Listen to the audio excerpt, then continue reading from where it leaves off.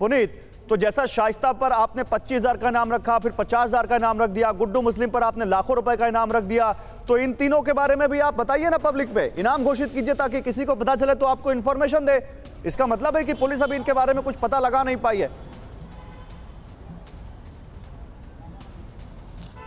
बिल्कुल जाहिर तौर पर पुलिस के सामने अभी तमाम सवाल खड़े हो रहे हैं और जिस तरीके से शाइस्ता परवीन पर इनाम की राशि को बढ़ाकर 50,000 से अब 1 लाख रुपए करने की तैयारी कर दी गई है, लेकिन सवाल फिर वही आ जाता है कि आखिर 3 लोग क्या है और इन तीनों का इस पूरे मर्डर केस में रोल क्या है, क्योंकि ये साफ हो चुका है कि ये जो बाकी के 6 लोग हैं ये लोग डायरेक्ट स्पॉट पर मौजूद थे। कोई गोली चला रहा था तो कोई बम चला रहा था और कोई ड्राइविंग सीट पर बैठा था और उसने पीछे से भाग करके गोली चलाई, लेकिन इन तीनों का रोल क्या था, क्या बैकअप में, और इसीलिए पहले 9 लोगों के नाम एफआईआर में जोड़े जाते हैं, फिर नामों को बढ़ाया जाता है, लेकिन अभी भी उसमें अज्ञात के नाम पर जो है कुछ लोगों के नाम दर्ज किए पुलिस ने। तो क्या इनके नाम अज्ञात में है या अभी तक ये पुलिस को इन तीनों चेहरे के बारे में कोई भी इल्म नहीं है? और अब ये सीसीटीवी फुटेज हमारे चैनल पर पहली बार देखने के बाद अब इन्वेस्टिगेशन का दायरा और बढ़ेगा। लेकिन एक बात गौरव, कुछ सवाल अभी तो प्रयागराज में ही है, प्रयागराज में कुछ पुलिसकर्मी हैं, उमेश पाल की हत्या हो गई, उस थाने के ऊपर क्या कार्रवाई हुई अभी तक कुछ पता नहीं है, वहां क्या कार्रवाई हुई पुलिस की तरफ से, कोई कार्रवाई हुई पुनीत? देखिए अभी तक जो सबसे बड़ी बात है कि एक थाने का कप्तान उसका एसएचओ होता है। राजेश मौर्य धूमनगंज थाने का इंस्पेक्टर है।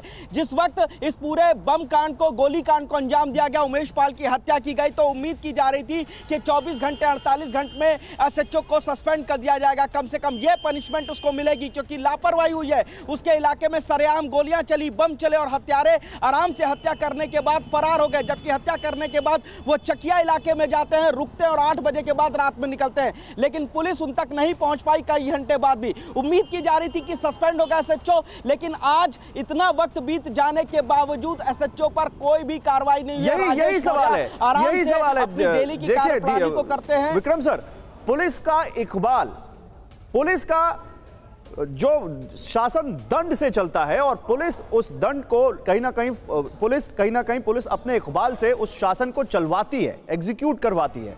सर वो इकबाल चैलेंज हुआ है, पहले उमेश पाल हत्याकांड, फिर अतीक और अशरफ का हत्याकांड, और यहां पर जितनी भी कार्रवाई हुई, चाहे बरेली में आपने जेलर को सस्पेंड कर दिया, आपने 5 पुलिसकर्मी प्रयागराज में सस्पेंड कर दिए, क्या उससे आप पुलिस के इकबाल को बचा पा रहे हैं क्या? नहीं, बिल्कुल बचा पा रहे हैं, क्योंकि आप ये देखिए कि उसके बाद जो पुलिस के फॉलो अप एक्शन हुआ, जो प्रोएक्टिव काम उसके बाद हुआ।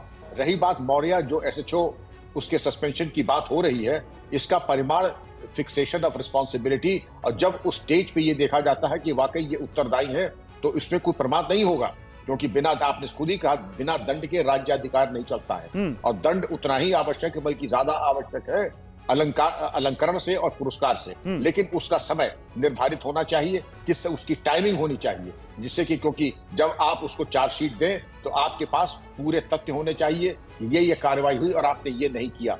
लेकिन पुलिस कमिश्नर एक बहुत ही जिम्मेदार स्तर होता है, वो कोई भी चीज बाय डिफॉल्ट नहीं होती है, वो सब चीज उनके संज्ञान में है, और देश काल परिस्थिति का मूल्यांकन करने पे तब निलंबन होगा। निलंबन में कोई प्रमाद नहीं, निलंबन तो आज चाहे तो आधे थानाध्यक्षों का हो सकता है, लेकिन वो औचित्यपूर्ण होना चाहिए, नियमानुसार होना चाहिए।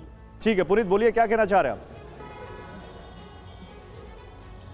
देखिए मेरा सवाल यहाँ पर एक और डीजीपी साहब से यह है कि कहा जाता है कि अगर इलाके में एक कांस्टेबल सिर्फ डंडा लेकर के खड़ा है तो वहां से गुजरने वाला कोई भी आपराधिक किस्म का व्यक्ति अपना रास्ता बदल लेता है, लेकिन यहाँ पर एसएचओ राजेश मौर्य के इलाके धूमनगंज की बात की जाए तो सरेआम गोलियां चलती हैं, बम चलते हैं, और उसके अलावा जो जिम्मेदारी कप्तान के ऊपर है। यहाँ पर एक और चीज कहना चाहूंगा कि जो कप्तान यानी कि यहाँ के जो कमिश्नर है, उनके ऊपर भी क्या शासन की तरफ से कोई कार्रवाई होगी? क्योंकि इसका जवाब देना चाहेंगे आप? के बाद बाहुबली माफिया की भी हत्या की जाती है।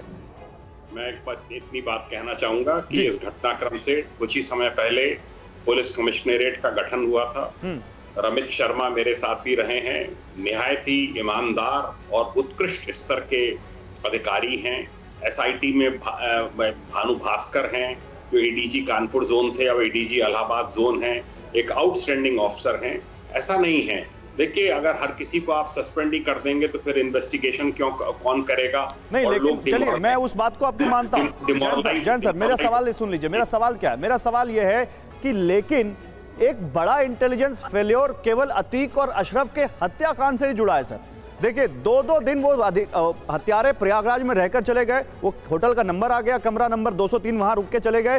उसके अलावा आप देखिए किस तरह से यहां पर 12 दिन पहले एक बड़ी मूवमेंट हो रही है और वो जो प्रयागराज से जिनका संबंध है वो सारे हत्यारे बरेली चल के जा रहे हैं। सर एलआईयू नाम की कोई चीज होती है, पुलिस की इंटेलिजेंस नाम की कोई चीज होती है, वो तो पूरी तरह से ध्वस्त दिखती है यहाँ पर।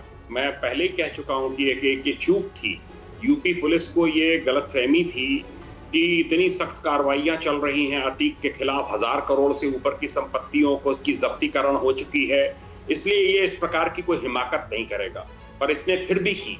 और ये जो दूसरी घटना हुई पुलिस कस्टडी में, ये भी एक हिमाकत है इन तीन नए अपराधियों की, इनके खिलाफ भी कड़ी कार्रवाई होनी चाहिए। ये भी एक चूक मैं मानता हूं, ये दोनों चूक हैं जिसका खामियाजा आज की तारीख में प्रयागराज